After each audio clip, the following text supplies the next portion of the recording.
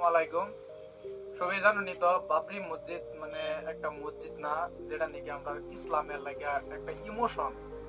সবাই জানতেছেন যে বাবরি মসজিদ অনেক দিন বন্ধ আছে, আর বাবরি মসজিদ সরকারে এটা ধ্বংস করে দিয়েছেন।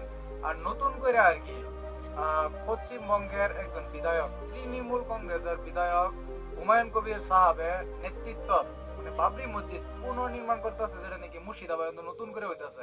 এই বাবরি মসজিদটা যাতে হুমায়ুন কবিরের নেতৃত্ব দিয়ে আমরা প্রত্যেকজন মুসলিম মানুষ মানে এই বাবরি মসজিদ অল্প অল্প দন দেয়া যাতে শরীক হয়ে থাকতে পারি, আর ইসলামের ইতিহাসের মধ্যে যাতে একটা নাম হয়ে থাকে, তার লাগে নাকি আমার ভিডিওর একটা স্ক্রিনার চলতেছে।